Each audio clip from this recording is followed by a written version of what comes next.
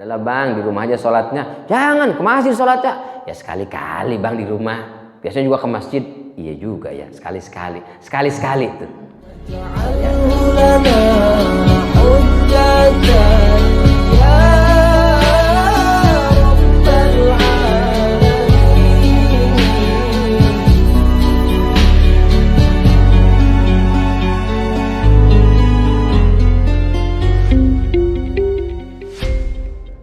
Hadirin rahimani wa rahimakumullah, kita sudah di penghujung surat An-Nas. Seperti biasa kita baca dulu. A'udzu billahi minasy syaithanir rajim.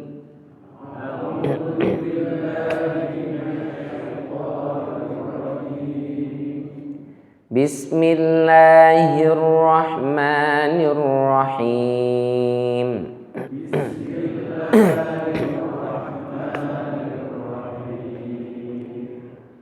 Qul a'udzu birabbin nas.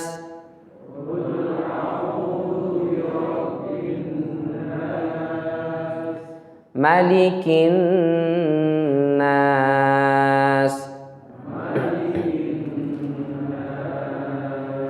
Ilahin nas.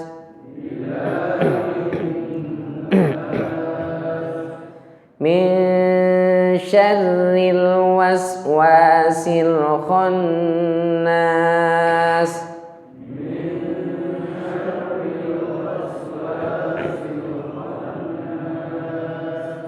Nah, ini sudah benar syarri bukan syarri ya. Ada masih biasanya masih kedengaran min syarri syarri. Nah, itu belum pas. Yang pas itu adalah syarri. Tarkik dibaca tipis. Alladzi yuwaswisu fi sudurin nas.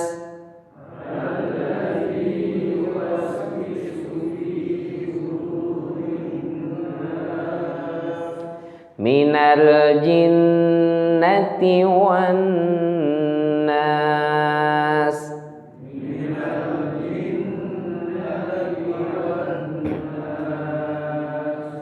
Sadaqallahul azim. Kita kemarin sudah singgung tentang alladzi yuwaswisu fi sudurin nas, yang membisikkan kejahatan atau keburukan fi sudurin nas, ke dalam dada manusia. Nah, kenapa disebut sudur, padahal yang dimaksud adalah qalbu ya. Membisikkannya itu ke dalam qalbu manusia, tapi disebutnya sudur. Sudur itu artinya dada. Jadi qalbu, kenapa disebut sudur? Karena tempatnya di dalam dada. Yang kedua, sadara itu mengeluarkan. Jadi kalau ekspor itu dalam bahasa Arab disebut isdar ya. Al-isdar. Atau misalnya kalau kita beli buku, cetakan mana nih? Nah, itu ditulisnya kalau bahasa Arab itu tahtal isdar Darul Kutub misalnya. Apalagi Darul Kutaib atau Pustaka Imam Syafi'i dan seterusnya. Jadi yang menerbitkan. Nah, dada ini atau qalbu yang ada di dalam dada ini, itu adalah pusat yang mengeluarkan instruksi terhadap semua aktivitas tubuh kita. Kita mau ngomong, kita mau jalan, berpikir, itu semua sumbernya dari sini. Maka karena dia sebagai pusat yang menyebarkan seluruh perintah untuk anggota tubuh kita, disebutlah sudur. Itu yang dihantam oleh setan. Setan itu langsung masuk ke pusatnya itu ya. Kalau di situnya sudah buruk, maka semua yang keluar itu jadi buruk. Pikirannya buruk, tutur katanya buruk, sikapnya juga buruk. Itu yang dikejar oleh setan. Maka Rasulullah Shallallahu Alaihi Wasallam berpesan kepada kita, al-hadar ayyuhan nas, hati-hati wahai manusia, hati-hati, wa iyyakum wal waswasal khannas, fa innama yabluukum ayyukum ahsanu amala. Hati-hati kalian terhadap al-waswas al-khannas, yaitu syaitan, karena sesungguhnya yabluukum, dia itu akan menguji kalian, ayyukum ahsanu amala, siapa di antara kalian yang paling baik amalnya. Jadi waswasatu syaitan hiya du'a adalah ajakan ila ta'atihi, untuk taat kepada setan itu, bima yasuru ilal qalbi min qaulin mutakhayyal, yang disampaikan, disematkan ke dalam qalbu mutakhayyal, seolah-olah itu pikiran kita gitu. Ke masjid jangan ke masjid, di rumah aja lah, nggak ke masjid. Akhirnya itu sebenarnya adalah waswasatu syaitan. Infak apa jangan, infak aja deh, udah banyak demo yang infak, nggak usah lah. Akhirnya nggak jadi berinfak. Nah itu termasuk dari waswasatu syaitan. Nah, waswas bisa merusak amal. Ini kita jelaskan kemarin. Fudail bin Iyad mengatakan tarkul amali li ajlina siriya. Orang nggak jadi beramal karena takut ria, itu ria. Wal amalu li ajlina syirkun. Dan beramal kalau karena ingin mengharapkan pujian manusia, itu syirik justru jatuhnya. Wal ikhlas ayyu'afiyakallahu minhuma. Dan ikhlas itu adalah ketika Allah menjagamu dari keduanya. Itu kata Fudail bin Iyad. Baik. Nah ini diantara bentuk waswas yang dibisikkan setan. Yang pertama itu gampang berburuk sangka. Jadi orang itu kalau punya waswas satu syaitan, gampang berburuk sangka, suuzonan. Lihat tetangganya begini, lihat tetangganya begitu, pikirannya negatif.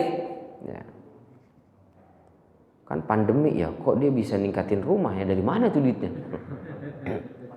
Pandemi kok dia malah beli mobil. Itu udah mulai suuzon tuh. Jangan-jangan. Kalau udah jangan-jangan, muncullah yang namanya suuzon. Itulah diantara bentuk waswas syaitan. Yang kedua adalah menjadikan setan sebagai penyebab masalah. Itu ternyata waswas setan tuh. Kenapa kamu melakukan ini? Ini gara-gara setan. Itu gara-gara setan. Sampai ada istilah setan pun pensiun akhirnya. Karena manusia yang mencuri, setan disalahin. Manusia berzina, setan disalahin. Semua setan, dikit-dikit setan, dikit setan. Kata setan, padahal saya nggak ngapa-ngapain. Tapi itu yang diinginkan setan. Jadi kita melakukan kesalahan, melakukan apapun, lalu kita katakan ini gara-gara setan, ini gara-gara setan. Sehingga setan itu merasa, iya memang gara-gara saya. Pernah ya, ada kisah nih dari Abu Malih an rajulin, dari seseorang. Ini berarti hadisnya majhul ya. Tapi majhulnya di level sahabat. Dari seseorang, siapa seseorang ini? Nggak tahu siapa dia. Yang penting dia sahabat.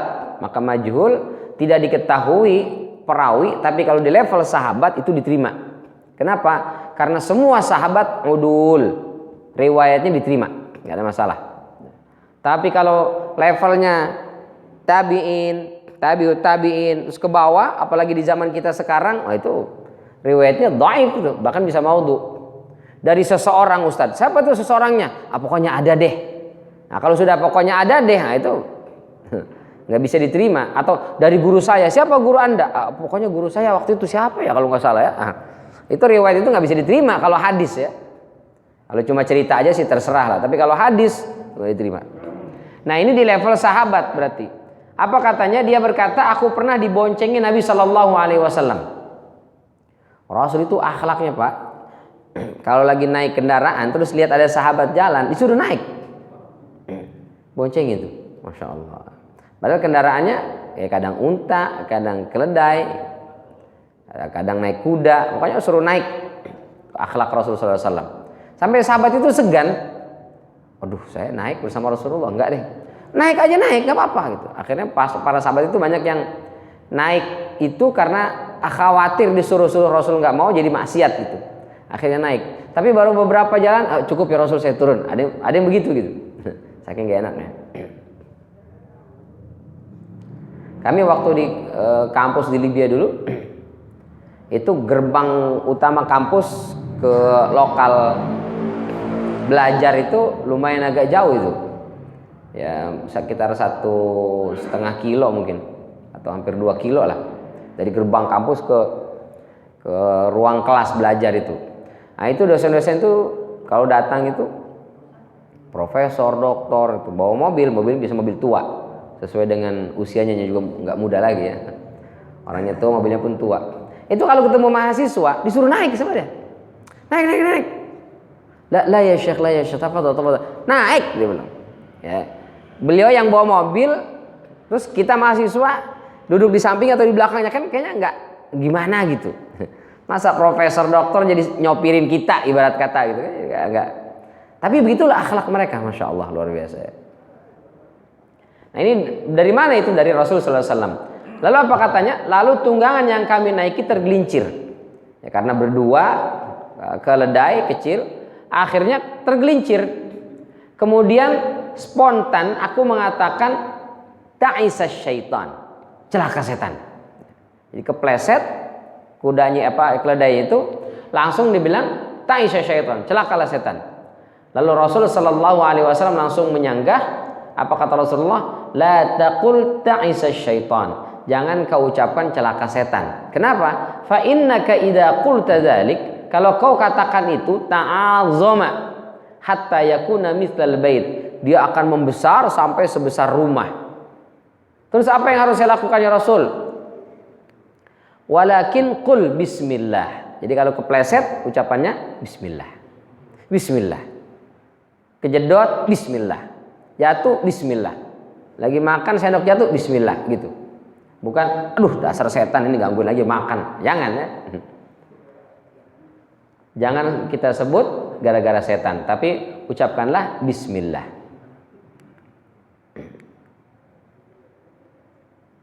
Kalau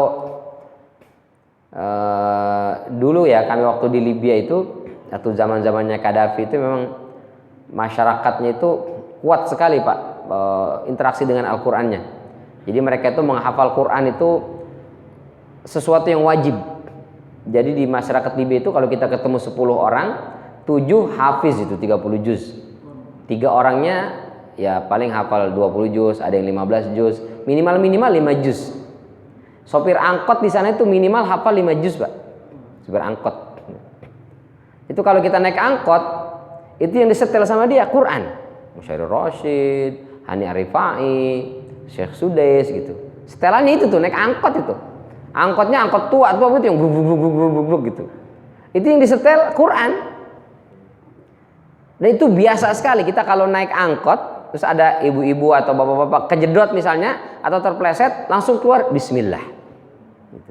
Akhirnya karena lingkungannya begitu, kami pun terkontaminasi, tapi dalam tanda yang positif. Jadi kami pun ngikut begitu. Jadi kalau ada kepleset atau apa kejedot misalnya, atau baru naik mobil keburu digas gitu, kan mau jatuh tuh, itu otomatis yang keluar bismillah, la haula wala quwwata illa billah, pasti otomatis begitu. 7 tahun begitu Pak, begitu pulang ke Indonesia kita naik angkot, Masya Allah, yang disetel itu, suaranya kencang, sakitnya tuh di sini, wow itu luar biasa itu. Dan kalau ada ibu-ibu yang kepleset atau kejedot di angkot itu, yang keluar kalau nggak kebun binatang, kemaluan. Itu yang keluar. Ya Allah, udah kita tutupin rapat-rapat, disebut juga sama dia. Masya Allah. Kemana bismillahnya? Hilang. Karena tidak menjadi budaya. Nah ini penting untuk kita budayakan. Di rumah kepleset, auzubillah min dzalik, kejedot, kejepit, kena lagi ngiris-ngiris, kena kepotong, lagi kena apalah gitu. Nah, yang menyakitkan langsung kita ucapkan bismillah. Fa innaka idza qulta dzalik, kalau kau katakan itu, yaitu ucapkan bismillah, tasaghara hatta yakuna mithla dzubab, maka setan itu akan mengecil sampai sebesar az-dzubab, lalat. Nah, Masya Allah. Itu was-was setan tuh. Nah, dikit-dikit setan, dikit-dikit setan. Nah, akhirnya lama-lama jadi kita menganggap setanlah sebagai sumber masalah dalam hidup kita. Meskipun iya, tapi nggak boleh kita bilang begitu, karena dia akan membesar. Yang ketiga di antara bentuk was-was yang dibisikan setan adalah tergesa-gesa dan tidak mau bersabar. Dari Anas bin Malik radhiyallahu anhu ardah, kata Rasulullah sallallahu alaihi wasallam, at-ta'anni minallah, sifat pelan-pelan, sabar itu berasal dari Allah. Wal ajalatu minasyaitan, sedangkan sifat ingin terburu-buru, tergesa-gesa itu berasal dari syaitan. Bawanya buru-buru aja. Bahkan ada imam Mau jadi imam, ada yang datang di belakang karena dia penguasa. Imam, jangan panjang-panjang bacaannya, seayat aja.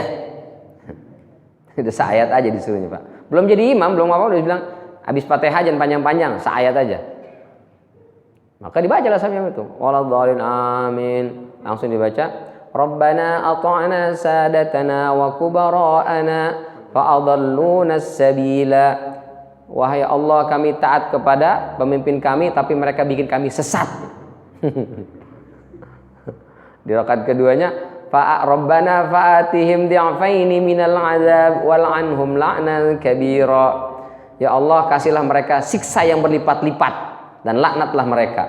Selesai sholat, ente kenapa pilih ayat yang itu? Tadi katanya cuma seayat. Tapi jangan ayat itu, yang lain. At-ta'anni minallah wal ajalatu minasyaitan. Ada ya satu masjid khatib itu nggak boleh panjang-panjang, khatib Jumat. 15 menit itu udah kelar sama sholat, Pak. 2 khutbah dan sholat 15 menit. Itu ngomong kita baru muqaddimah aja udah habis itu. Khutbah pertama nggak boleh lama-lama. Jadi 15 menit itu harus sudah selesai. Jadi 5 menit khutbah pertama, 5 menit khutbah kedua, 5 menit sholat. Jadi kalau kita sholat itu nggak boleh panjang-panjang. Jadi ada ustadz itu yang baca ayat sambil menangis. Buat saya sholat sambil bisa menangis itu luar biasa gitu, amazing. Sama pimpinannya itu dimarah-marahin. Kalau mau sholat mau nangis di rumah aja. Ini sholat berjamaah, jangan nangis-nangis imam. Ya Allah. Lebih 2 menit ditelepon. Ustadz, mohon maaf, tadi lebih 2 menit. Tolong perbaiki. Kesempatan berikutnya jangan sampai lebih 2 menit. 2 menit lebih kita khutbah itu nggak boleh. La ilaha illallah. Luar biasa deh. Kenapa nggak suka katanya lama-lama di masjid? Nggak suka. Nah, itu al-ajalah minasyaitan. Tergesa-gesa itu adalah dari setan. Nah, ini diantara bentuk was-was. Jadi maunya buru-buru, maunya cepet-cepet, maunya cepet-cepet. Dalam semua hal, dalam semua aspek kehidupan kita, sampai ngafal Quran, maunya yang cepet-cepet aja.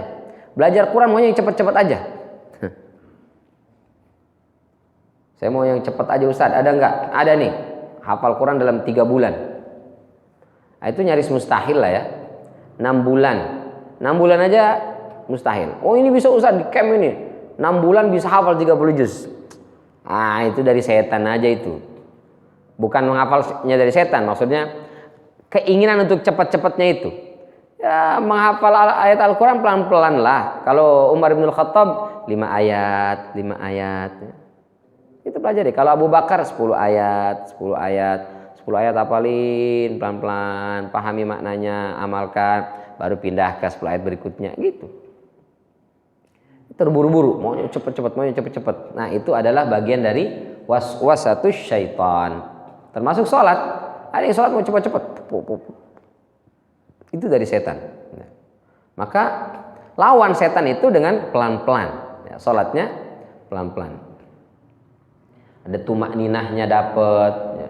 Tumak ninah itu ada jeda sebelum melakukan gerakan setelahnya. Jadi selesai sholat, selesai Fatihah, amin, baru pindah ayat. Jangan langsung amin, bismillahirrahmanirrahim, wal 'ashr. Nah, itu nggak ada jeda. Jadi setelah amin, napas sebentar, baru lanjut ayat. Selesai itu sebelum ruku, selesai misalnya walam yakul lahu kufuwan ahad. Allahu akbar. Itu minimal begitu. Jangan walam yakul lahu kufuwan ahad. Allahu akbar. Allahu liman hamidah. Allahu akbar. Itu enggak ada tumak ninahnya itu. Itulah dari waswasatu syaitan, tergesa-gesa.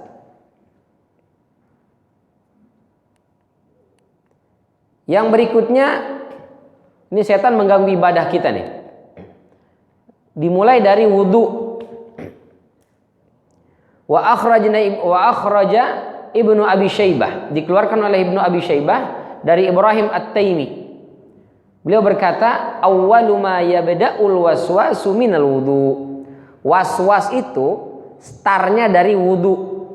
Jadi sebelum kita sholat di tempat wudhu udah diganggu kita, Pak. Jadi ketika wudhu itu was-was setan sudah datang. Pertama kita dibikin wudhu itu boros pakai air. Mentang-mentang musim hujan, buka keran sampai full, airnya kencang, gitu. Begitu dia tadah itu mancrot kemana-mana tuh, kena bajunya pada basah. Ini habis wudhu, habis mandi itu basah kemana-mana. Itu makruh itu. Kata Rasul sallallahu alaihi wasallam, la tusrif fil ma walau kunta ala nahrin jari. Jangan boros menggunakan air walaupun kau wudunya itu di sungai besar yang mengalir deras, tetap harus hemat kita. Nah, itu start dari situ. Yang kedua, kita dibikin wudunya itu asal-asalan. Ada orang wudhu itu keran dibuka, wajahnya nggak digosok, Pak, cuman siram aja. Oh, udah. Paling sering kaki. Wah, kalau udah di kaki tuh, keran dibuka, ditendang-tendang aja. Tes. Kalau pakai gayung disiram doang. Selesai.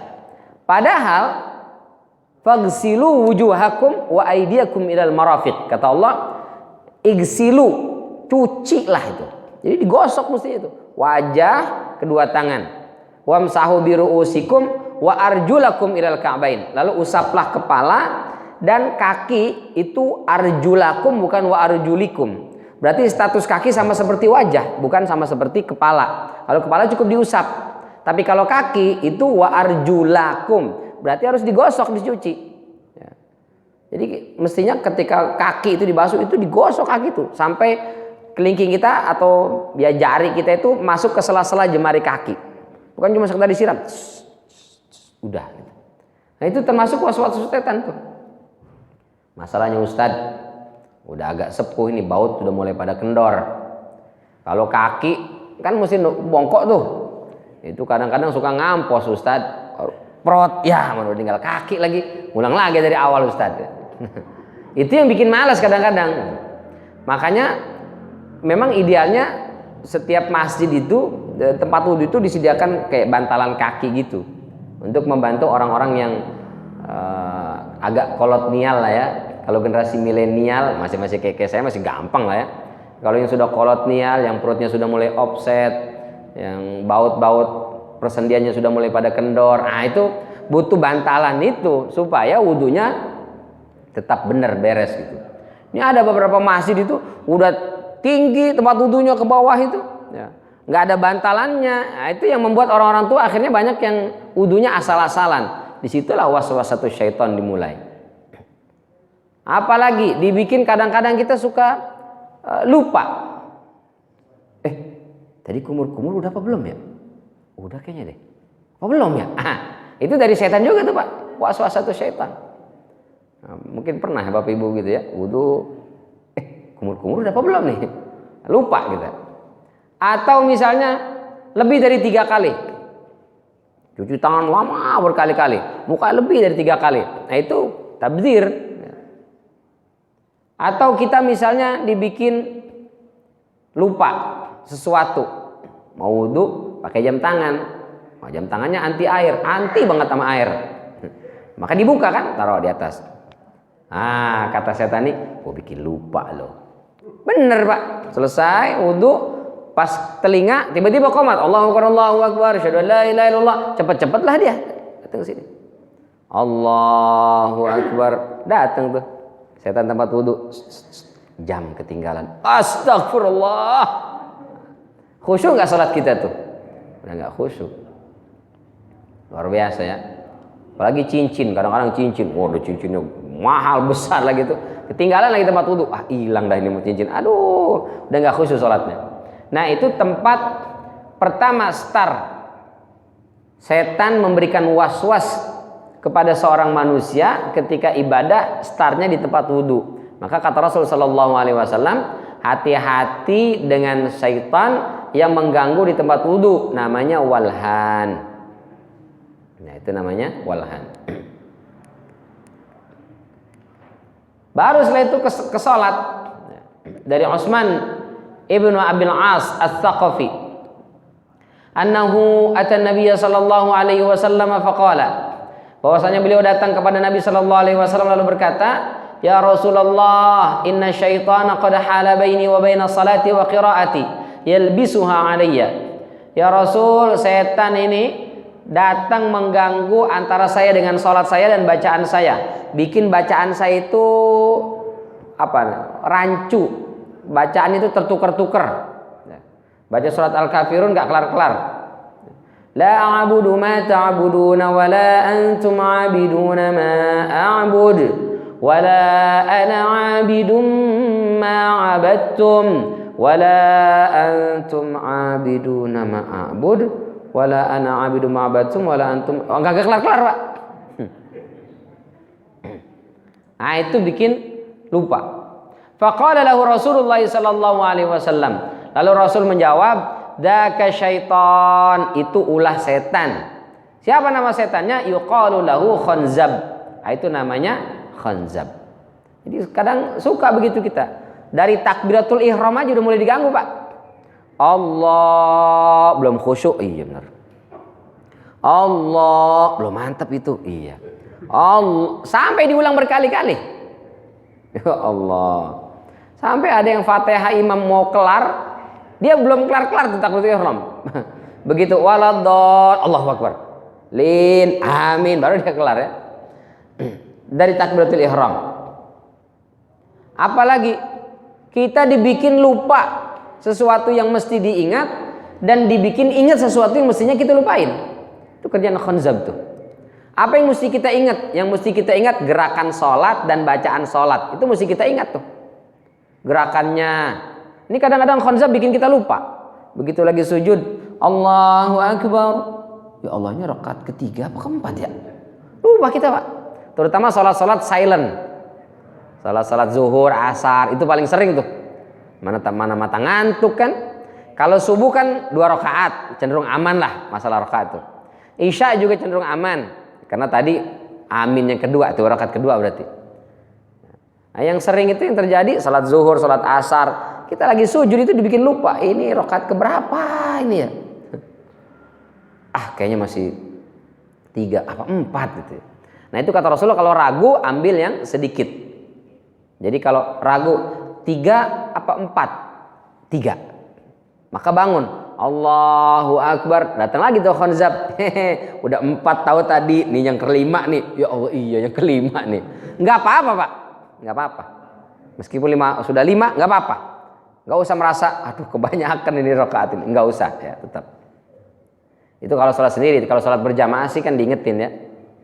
Allahu Akbar. Subhanallah. Berarti ini rakaat ketiga nih berarti, atau rakaat keempat nih, karena diingetin oleh makmum. Cuman ada imam yang diingetin subhanallah. Dia lanjut aja tuh. Lanjut aja. Subhanallah, masih lanjut aja dia, Pak. Mungkin enggak denger atau dia merasa yakin, saya bener ini, kenapa dia bilang salah. Ada model imam begitu. Apa yang mesti kita lakukan? Tetap ikut imam. Jadi ini udah rakaat keempat nih, mestinya tahiyat akhir, kok imam bangun? Subhanallah. Dia tetap bangun tuh, subhanallah, tetap bangun. Itu apa yang kita lakukan sebagai makmum, ikut bangun juga. Jangan, mohon maaf imam, sekarang kita beda. Ente masih naik, kita udah selesai nih. Nggak bisa, Pak. Imam itu dijadikan untuk diikuti. Ya kalaupun salah, ya kita tetap mengikuti. Nanti selesai itu baru kita kasih tahu. Mas Imam, kelewat tadi 5 rakaat itu. La ilaha illallah. Ayo sujud sahwi. Nah itu boleh ya. Tapi kalau beda, nah itu nggak benar. Dibikin kita lupa tuh bacaan, gerakan yang mestinya kita ingat, kita malah lupa. Atau kita dibikin ingat yang mestinya kita lupa. Kenapa takbir start sholat itu disebut takbiratul ihram? Takbir ihram yang mengharamkan. Apa yang diharamkan? Aktivitas, gerakan, ucapan yang di luar sholat itu sudah haram, nggak boleh lagi. Ya. Kalau sudah Allahu Akbar, sudah nggak boleh lagi bergerak di luar gerakan sholat, kecuali gerakannya gerakan yang diwajibkan atau disunnahkan. Apa diwajibkan? Misalnya ketika salah kiblat, salah arah kiblat, lalu ada yang ngasih tahu. Nah, cuman yang ngasih tahu mesti jelas ya. Kadang kita udah jalan nyariin kiblat kemana sih, bingung, nanya orang nggak ada yang ditanya. Sholat aja, ini kayaknya kesini nih, Allahu Akbar, tiba-tiba ada yang lewat, woi salah itu kiblat. Nah itu mesti dikasih tahu kemana yang benar gitu. Ini kita Allahu Akbar, salah kiblat, ya kemana yang benar gitu kan? Mesti kasih tahu, harusnya ke kanan. Akan kita tinggal ke kanan, belok ke kanan, itu wajib. Atau itu salah kiblat, ente malah menghadap ke timur, harusnya di belakang. Nah itu muter, itu wajib, itu harus bergerak. Dan jangan, nggak boleh dibatalin sholatnya. Oh salah ya, sorry, ulang lagi, itu nggak boleh. Jadi kalau salah kiblat, arah kiblat, maka harusnya tinggal balik aja. Kalau ke kiri ya ke kiri, ke kanan ya ke kanan, ke belakang ya ke belakang. Atau misalnya mengisi saf bagi makmum. Kita sudah sholat rakaat pertama, saf pertama sudah full, saf kedua sudah full. Kita di saf ketiga, tiba-tiba ada salah satu jamaah mungkin nggak tahan kali ya, habis makan rendang campur jengkol campur segala macam, mungkin perutnya agak nggak enak gitu. Dia buang angin, maka dia batal kan pergi. Kosong nih saf. Ini harus diisi nih, jangan dibiarkan kosong. Siapa yang mengisi? Yang di belakang, maju ke depan. Ya. Bukan yang di samping geser dikit-dikit, nanti samping geser dikit-dikit lagi. Jadi semua pada geser tuh. Mestinya yang ngisi yang mana? Yang belakang, maju, sep langsung ngisi. Kadang-kadang yang belakang kagak paham. Dia biarin kosong. Ini dia diam di belakang, diam di samping nungguin. Yang belakang kok kagak maju-maju. Kata yang belakang, ini kok kagak mau geser-geser. Ente yang di belakang maju ke depan mestinya. Itu gerakan wajib, itu harus ya, mengisi saf. Ini diantara gerakan-gerakan yang wajib dilakukan. Atau kalau sekarang misalnya ada orang sholat, apalagi di Jumatan paling sering itu, bawa handphone dia. Imam padahal sudah bilang, sawu sufufakum, luruskan dan rapatkan safnya. Yang bawa handphone jangan lupa untuk di silent atau dinonaktifkan demi khususnya sholat berjamaah kita. Di tembok-tembok sudah ditulis, Anda sedang komunikasi dengan Allah, matikan semua komunikasi dengan makhluk. Masih aja tuh, dia lupa, nggak di silent, nggak dimatiin. Begitu lagi sholat ada yang nelpon, udah gitu pakai nada deringnya, ngeri lagi pak. Abitum hiho, suaranya kencang terus berulang-ulang. Apa yang mesti dilakukan? Dia ambil itu handphone, dimatiin. Jangan dibiarin aja. Kan kalau gerak nanti saya ambil, saya lebih dari 3 gerakan Ustadz, batal sholat saya. Akhirnya dibiarin aja itu bunyi. Satu masjid kita terganggu kekhusyuannya. Maka mestinya apa yang dilakukan? Diambil lalu matikan. Bukan diambil dilihat dari siapa sih? Ya, itu nggak boleh ya. Jadi diambil lalu dimatikan. Itu mestinya. Boleh. Nanti lebih dari 3 gerakan Ustadz. Karena darurat itu boleh, nggak masalah lebih dari 3 gerakan. Naruhnya di bawah ya, agak jauh lagi. Begitu di dalam tas kecil lagi kadang-kadang ya. Kalau di kantong masih mending. Kantong tinggal masukin tangannya ke kantong, tinggal pencet aja udah, pencet, matiin, selesai. Kadang yang suka ditaruh di bawah itu yang berisik. Ditaruh di bawah, ada deringnya, kenceng banget lagi, mengganggu kekhusyuan. Rasulullah SAW pernah dalam riwayat Imam Ali, itu ketika sedang sholat, lalu ada kalajengking menyengat. Kalajengking. Apa yang dilakukan oleh Rasulullah SAW? Beliau lepas sendalnya, dipukul itu kalajengking sampai mati. Itu berapa gerakan itu? Lepas sendal, mukul sampai mati lagi. Lebih dari 3 gerakan. Boleh karena termasuk darurat. Atau lagi sholat tahajud misalnya, atau sholat sunnah di rumah, lagi sholat, ada anak kecil di atas kasur, dia mau jatuh. Nah itu boleh kita bergerak, boleh kita pindahin. Boleh, nggak masalah. Lagi sholat ada ular, nauzubillah min zalik ya. Boleh kita ambil sapu, kita pukul, boleh. Lebih dari 3 gerakan boleh, gak masalah. Yang penting tidak keluar kata-kata. Kalau ada tikus diambil ke sapu, mampus, batal sholatnya. Batalnya bukan karena gerakannya, tapi karena keluar kata-katanya. Nah, itu kerjaan khanzab.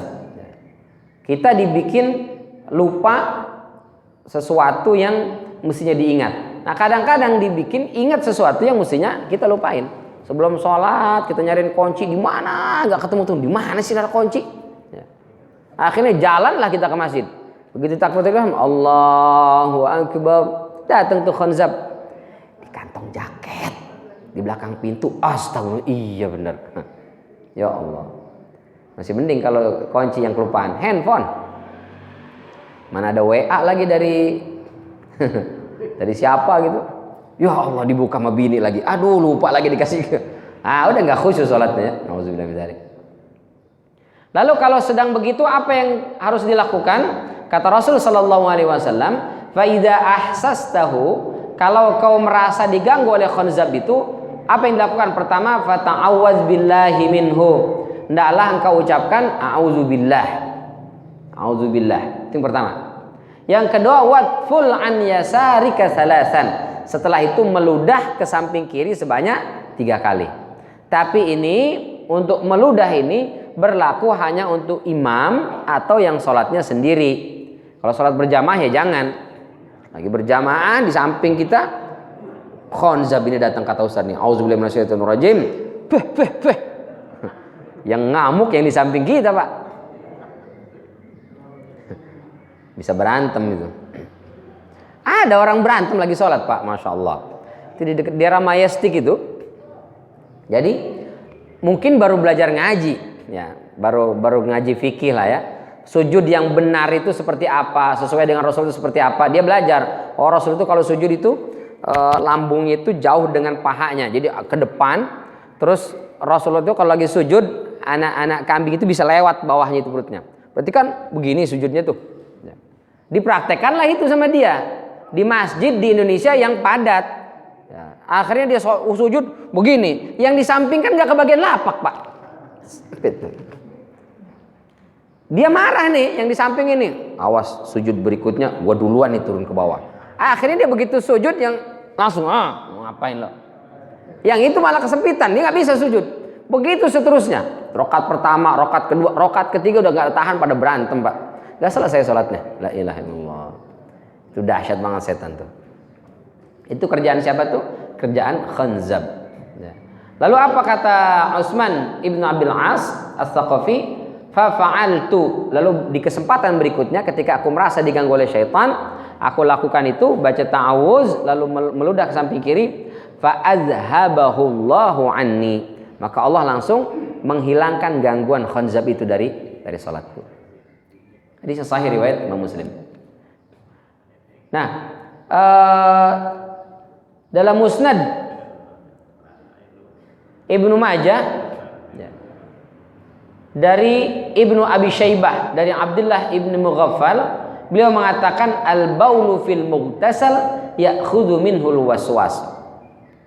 Ketika orang buang air kecil, percikannya mengenai pakaian, itulah tempat khanzab itu tadi, tempat waswas, setan itu bersarang. Jadi orang kalau pakaiannya nggak bersih, itu cenderung nggak khusyuk ibadahnya, karena gangguan setan di situ dimulai.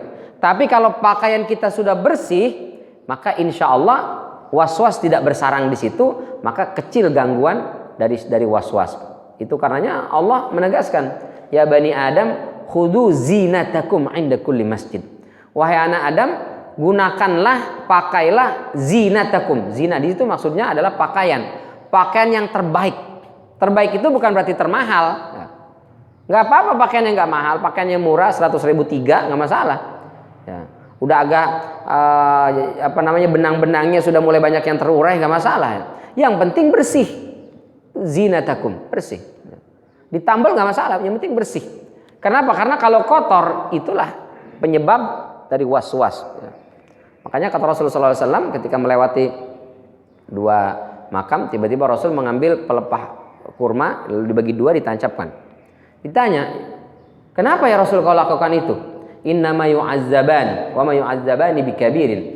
Karena 2 ahli kubur ini sedang disiksa oleh Allah Subhanahu wa taala. Dan disiksa bukan karena dosa-dosa yang besar-besar amat gitu. Apa sebabnya? Yang satu itu kalau kencing itu nggak beres ceboknya. Jadi percikan air kencingnya itu mengenai pakaian dia. Yang satu lagi nih suka nambah-nambahin berita. Ketemu si fulan dia ngomong nyerocos, nambah-nambahin berita. Nanti ketemu si ini lagi begitu terus. Ya, jadi nyebar fitnah, namimah gitu. Nah, itu disiksa di kubur. Kenapa sebabnya? Al-baulu fil mughtasal. Ya, itu ketika dia buang air kecil mengenai tempat pakaiannya. Atau misalnya dia berwudu menggunakan air yang nggak bersih. terkontaminasi najis. Atau dia mandi menggunakan air yang sudah terkontaminasi najis. Itu juga sama. Pakaiannya nggak bersih, airnya juga nggak bersih, atau tempat sholatnya nggak bersih.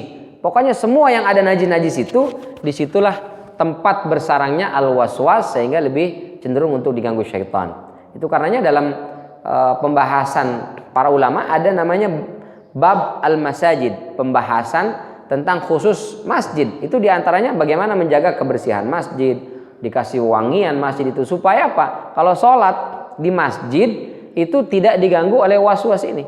Tapi kalau masjidnya kotor, mohon maaf ya, ada sebagian orang itu yang enak banget, udah dipasang karpet nih, numpang tidur dia di masjid, tidur ya boleh-boleh aja sebenarnya. Cuman kadang-kadang tidur dia tidak alasi kepalanya itu, sehingga mohon maaf air liurnya kemana-mana gitu. Bikinlah peta dia di sana sini ya. Yang terganggu adalah ketika kita sujud. Begitu sujud kan disunahkan sujud itu berlama-lama sujud. Gimana mau lama-lama sujud? Ustaz, sujud saya pas begitu sujud, ya Allah, siapa yang meninggalkan jejak di sini? Baunya udah nggak karu-karuan kan? Itu yang menyebabkan terjadinya was-was itu. Jadi nggak khusyuk.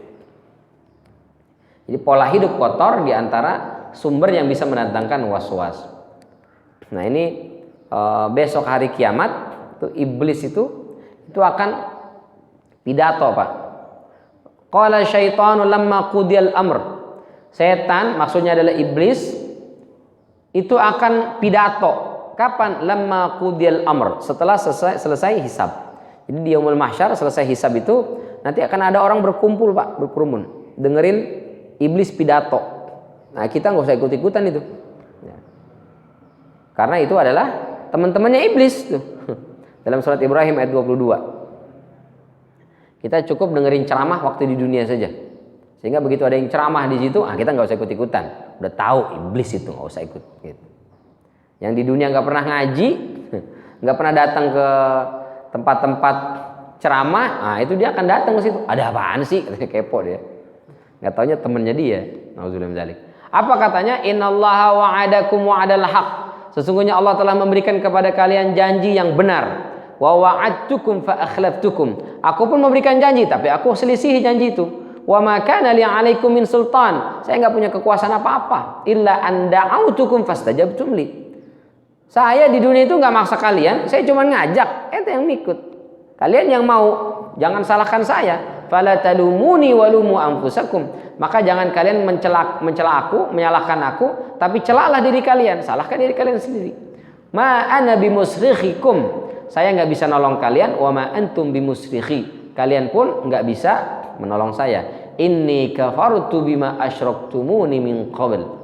Sesungguhnya aku berlepas diri dari perbuatan syirik yang kalian lakukan. Innal zalimina lahum azabun alim. Sesungguhnya orang-orang yang zalim, mereka akan mendapatkan siksa yang pedih. Nah itu pidatonya iblis tuh. Baik.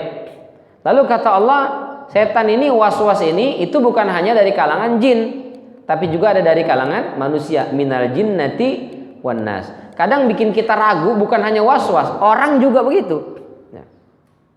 Bro, ayolah kita minum-minum.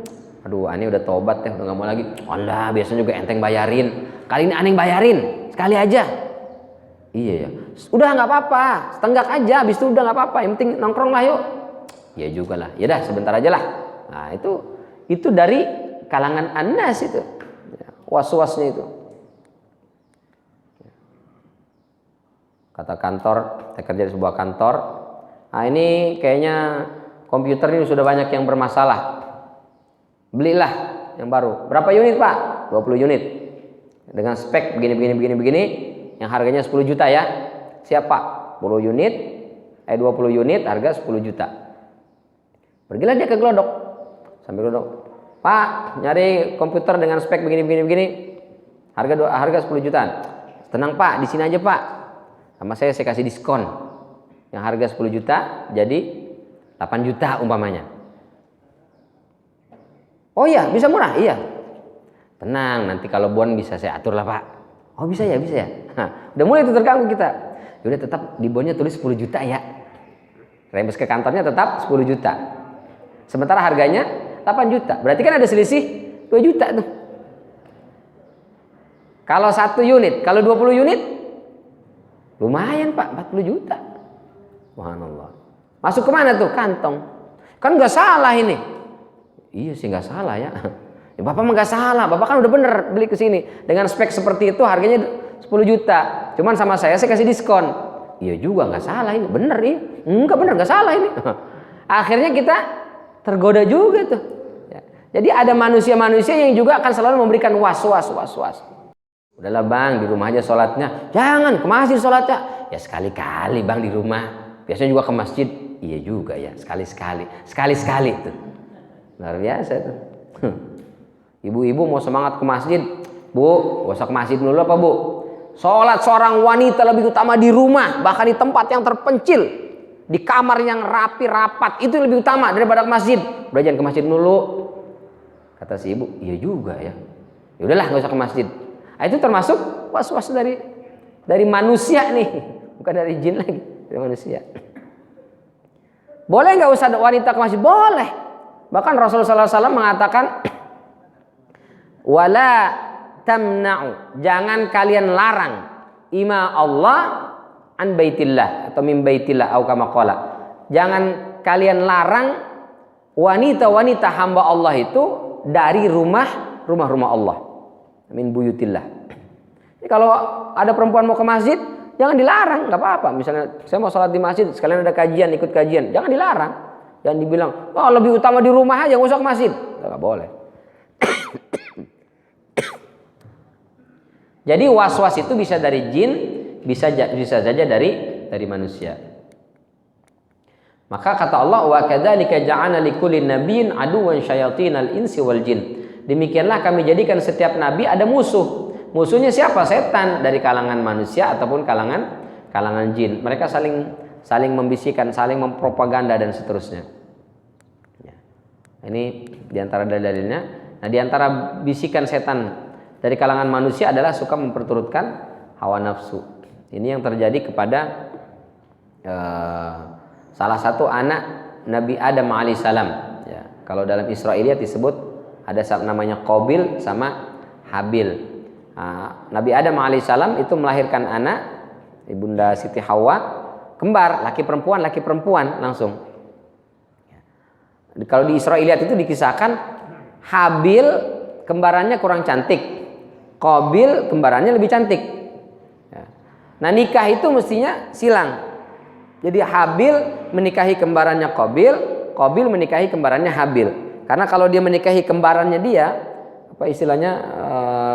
Kalau istilah sekarang itu terjadi penyimpangan Mendel, apa namanya, lebih dekat untuk cacat itu atau peluang terjadinya cacat lebih besar. Maka syariatnya nikahnya kawin silang. Kenapa kawin silang? Karena emang nggak ada lagi orang di zaman itu. Zaman sekarang udah nggak boleh ya nikah dengan saudara itu atau saudari, nggak boleh. Apa istilahnya? Incest, apa istilahnya? Incest itu ya. Di Eropa itu terjadi tuh, kakak menikahi adik, adik menikahi kakak, itu haram dalam syariat kita, nggak boleh. Nah, zaman Nabi Adam alaihissalam karena nggak ada lagi anak, ya udah itu cuma itu, nggak ada manusia, nggak ada lagi. Maka Habil menikahi kembarannya Qabil, Qabil menikahi kembarannya Habil. Nah, dalam Israiliyat diceritakan Qabil menolak. Kenapa? Karena merasa kok saya hanya dikasih yang jelekan, jadi dikasih yang cakepan. Ya, dari dulu Pak, ya, dari zaman Nabi Adam alaihissalam ternyata laki-laki itu selalu cari yang cakepan, pasti cantik ya. Konsisten kalau laki-laki itu ya. Nggak seperti perempuan, nggak konsisten. Perempuan masih anak, dia cari yang lebih dewasa. Nanti kalau sudah dewasa cari yang mapan. Nanti kalau yang sudah usia sekian, beda-beda perempuan tuh. Kalau laki-laki masih muda cari yang cantik, udah tua cari yang cantik, udah aki-aki pun cari yang cantik juga gitu. Konsisten ya. Ini konsisten yang sangat tidak disukai oleh ibu-ibu. Karena kalau perempuan itu kan katanya kalau usia di bawah 20 tahun itu dia biasanya siapa aku ya, atau siapa saya ya. Ya kok dia suka sama saya, siapa sih saya, apa kelebihan saya gitu. Kalau dia di atas 20 tahun sampai 25 tahun sampai 30 tahun, siapa dia kok suka sama saya, mau melamar saya, apa pekerjaannya, di mana ininya, bagaimana bobot bibitnya. Nah itu usia 20 sampai 30. Kalau sudah di atas 30 udah siapa aja. Itu ibu marah Pak. Baik, sampai di sini barangkali yang bisa kita bahas di kesempatan pagi yang mulia ini. Jika ada yang ingin ditanyakan, ditambahkan atau diluruskan, jika ada yang keliru, falyatafaddal masykura.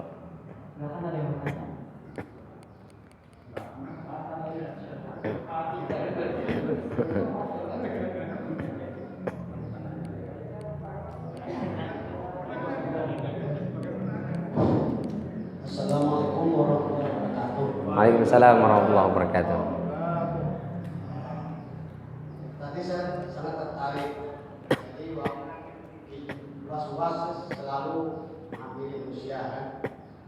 Jadi tadi waktu pertama kali awalnya Bapak mengatakan kalau kita was baca Bismillah. Tapi sewaktu Bapak ketinggalan jam di tempat air wudhu, ternyata Bapak astagfirullah. Yang ini saya tanya, kapan kita baca astagfirullah? Kapan kita baca Bismillah? Kita jauh setan. Yang kedua, tadi Bapak mengatakan bersuci, berwudhu. Waktu itu kita berwudhu, mungkin orang sudah Allah ya, mungkin ada itu. Jadi kita tipis merasanya udah bagus kan, artinya bersih. Tapi dalam hal ini itu menjadi siksaan pertama ya, kuburan kan, di alam kubur. Bagaimana korelasinya dengan orang yang membaca surat Al-Mulk? Ada surat Al-Mulk itu dibaca sebelum tidur setiap malam. Itu kita lepas dari azab kubur. Padahal masalah sedikit tadi kita nggak tahu kan. Kalau kita tahu kan celana kita buang kalau nyambut ke celana kan, atau kita tinggal di situ. Karena kita pakai celana sholat sesekali. Anggap kita dibuka begitu. Nah, jadi maksud saya antara korelasi korelasi surat Al-Mulk dengan surat dengan kita wudhu tadi. Yang ketiga, Banyak juga ya. Biasa. Kalau lawyer begitu banyak pertanyaannya. yang ketiga gini Pak, pertanyaan singkat, jawaban singkat. Tapi kalau Bapak mau bertanya sih. Jadi gini Pak, kita kan apakah ada hadis yang sahih? Kita pada hari pembangkitan nanti, kita selalu digoda oleh Dajjal kan. Jadi saya pernah dengar dulu membaca hadis belum, saya dengar cerita dari teman-teman. Jadi kita untuk menanti supaya kita jangan ditipu atau difitnah oleh Dajjal, kita harus membaca surat Al-Kahfi ayat pertama ayat 1 sampai 10 atau terakhir 10. Yang ingin saya tanya pada ayat 9. Ayat 9 itu ada kata-kata itu kan nuzul asbabul nuzul kahfi, itu kan masalah yang tidur di dalam gua. Tapi dalam itu ada kata ar-rakim. Dalam penafsiran itu ada yang mengatakan nama Adi. Apa ya? Ada yang mengatakan batu besuran. Jadi dalam satu ayat ada dua penafsiran. Terima kasih Pak Muhammad menjelaskan. Baik, terima kasih. Yang pertama tadi, kapan kita baca bismillah, kapan kita baca astagfirullah. Bismillah itu kalau misalnya kepleset,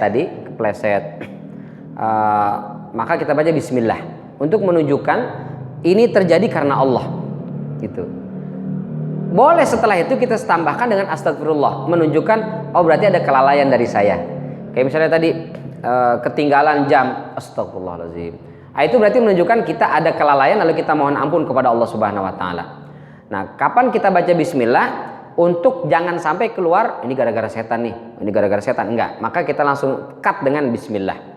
Nah, ucapan astagfirullahnya itu menunjukkan kita ini ada lalai, ada salah. Sehingga boleh satu kejadian dua-duanya kita baca bismillah astagfirullah, boleh. Atau kita pilih salah satunya, boleh. Kapan kita baca bismillah? Untuk mengingatkan kepada kita, saya ketinggalan ini, saya sebab ini, itu adalah karena Allah. Kapan kita baca astagfirullah? Ya Allah, berarti saya ada lalai, berarti saya ada lengah, sehingga kita baca astagfirullah. Itu yang pertama. Yang kedua, dengan siksa kubur tadi itu. Dalam hadis tadi itu dijelaskan orang yang disiksa dikubur di antara sebabnya adalah karena buang air kecil yang nggak bersih. Itu berbeda dengan orang yang sudah ikhtiar, sudah berusaha membersihkan, namun di luar kemampuan dia masih ada lebih. Untuk orang-orang seperti ini dimaafu. Apalagi mohon maaf, katanya sih saya sih belum ngerasain. Kalau udah agak-agak sepuh itu katanya kan sudah mulai kendor tuh Pak ya, kadang batuk sendiri ada yang keluar gitu. Katanya sih saya alhamdulillah belum sepuh-sepuh banget, jadi belum ngerasain gitu. nyindir gitu. Nah itu yang seperti ini bagaimana? Itu dimaafu. Karena dia sudah ikhtiar, dia sudah usaha, tapi qadarullah di luar kemampuannya keluar seperti itu. Maka untuk orang seperti ini insya Allah berbeda dengan orang yang memang asal-asalan dari awalnya sembrono, dia nggak mau tahu, biarin aja lah, diingetin juga dia nggak mau tahu. Itu berbeda Pak. Apalagi misalnya sudah dia ikhtiar, ditambah lagi dia selalu membaca surat Al-Muluk, itu sudah dapat keutamaan. Maka insya Allah Allah akan jaga kita, Allah akan lindungi kita dari siksa kubur. Itu ya Pak. Yang terakhir tentang rokim. Itu memang rokim itu Allah Subhanahu Wa Taala gunakan kata yang digunakan di zaman itu. Jadi ada rokim ini istilah yang dipakai di zaman itu, di zaman Ashabul Kahfi itu 300-an setelah Nabi Isa alaihissalam. Bukan di zaman Rasul sallallahu alaihi wasallam, sehingga para sahabat itu berbeda memahami apa sih rokim ini. Ya. Yang dulu dipakai itu, ada sebagian mengatakan oh itu nama salah satu anjingnya, ada yang mengatakan bukan, itu rokim itu. Jadi mereka itu begitu ketahuan ada di dalam gua sedang tertidur, itu setiap kali mau lihat orang mau masuk ke dalam apa uliat harosam apa ayatnya itu, setiap kali mereka mau lihat begitu langsung keluar ketakutan, itu seperti kesambet setan gitu, ketakutan, kayak ngelihat apa gitu sampai trauma, ada apa, gitu, kayak orang betul-betul lihat sesuatu yang sangat menakutkan. Ya. Akhirnya sama raja itu tutup, jadi biarkan mereka mati di dalam, lagi tidur di dalam gua, ditutup. Kalau kita sekarang kayak di semen gitu, tutup pakai batu semen. Di situ ditulis, di sini telah dikubur fulan 7 itu. Nah, itu batu itu disebut dengan rokim. Ada yang mengatakan nggak, rokim nama kampung. Kalau yang pernah ke Yordan itu, ke perkampungan, itu memang masuk, kita mau sebelum ke Petra itu kan, turun itu di kayak tebing-tebing batu segala macam, mereka tinggalnya di situ, bebatuan itu. Nah, itu yang namanya rokim. Jadi rokim itu kampung, wilayah yang tempat tinggalnya itu, rumahnya itu terbuat dari batu. Ya. Wallahu alam yang mana yang benar, karena itu adalah kalimat yang digunakan di zaman itu. Sehingga boleh saja ulama berbeda menafsirkan ini mananya, ini mananya. Dan itu semua tidak mengganggu esensi dari kisah Ashabul Kahfi. Ya. Jadi biasanya Allah Subhanahu Wa Taala menggunakan kata yang memiliki banyak makna sehingga banyak penafsiran, itu untuk memperkaya pengetahuan wawasan, tapi dia insya Allah tidak mengganggu esensi dari pesan yang disampaikan oleh Allah Subhanahu Wa Taala, dan itu sah-sah saja. Sehingga ada ulama itu yang mengatakan ketika umat Islam berbeda, itu adalah merupakan sesuatu yang secara fitrah memang berbeda. Kenapa? Karena Al-Quran seringkali menggunakan kata-kata itu yang tidak satu maknanya, tapi memiliki banyak peluang untuk terjadinya perbedaan. Sehingga perbedaan itu adalah sebuah keniscayaan yang Allah kehendaki.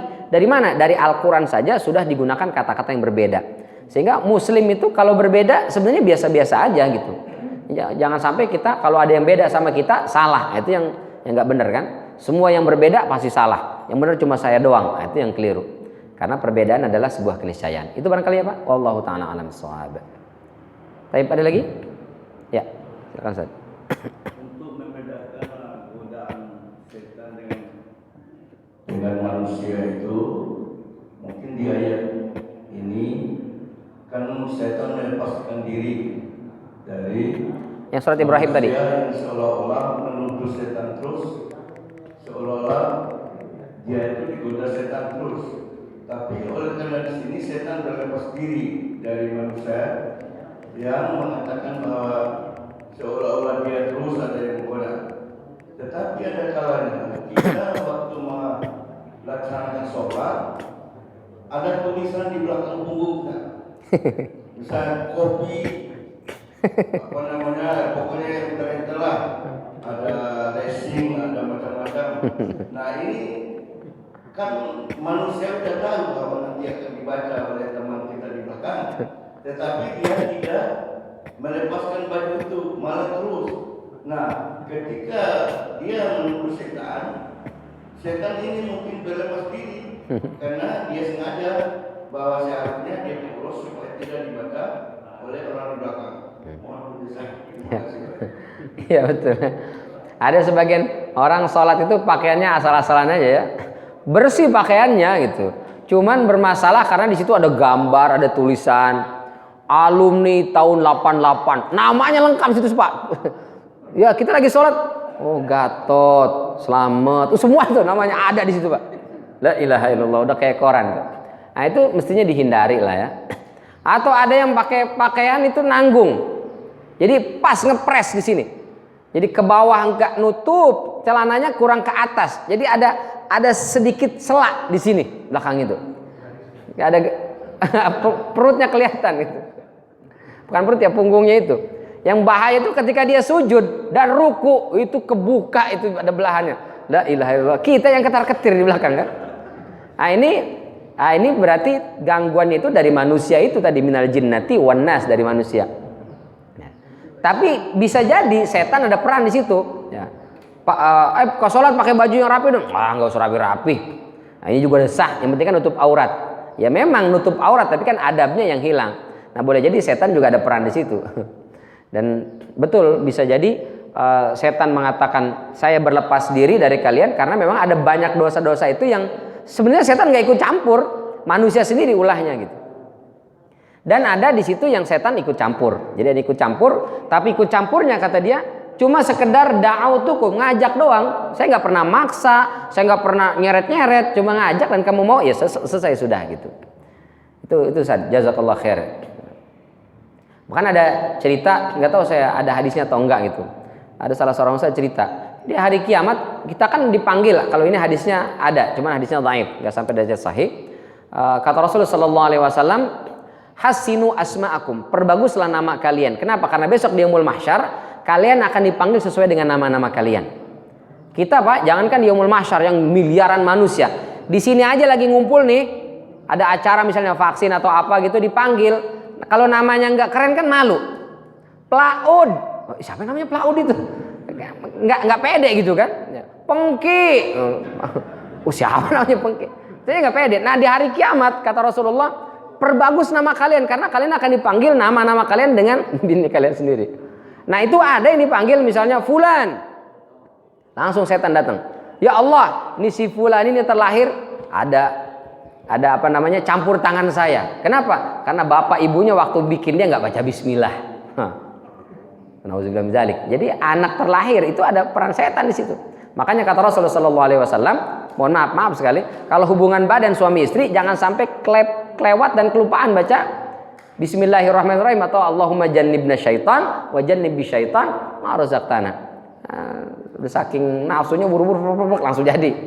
Begitu lahir anak ini nakal bandel, anak kok nakal banget ini, dasar anak setan katanya. Kata setan, iya kan waktu itu bikin kagak baca bismillah, saya ngikut gitu. Nauzubillah min dzalik. Itu barangkali Ustaz, wallahu taala alam bissawab. Mungkin sampai sini cukup. Jazakumullah khair. Mohon maaf apabila ada kekeliruan dan kekurangan. Kita tutup dengan hamdalah dan kafaratul majlis. Alhamdulillahirabbil alamin. Subhanakallahumma wa bihamdika asyhadu an la ilaha illa anta astaghfiruka wa atubu ilaik. Wabillahi taufiq wal hidayah. Wassalamualaikum warahmatullahi wabarakatuh.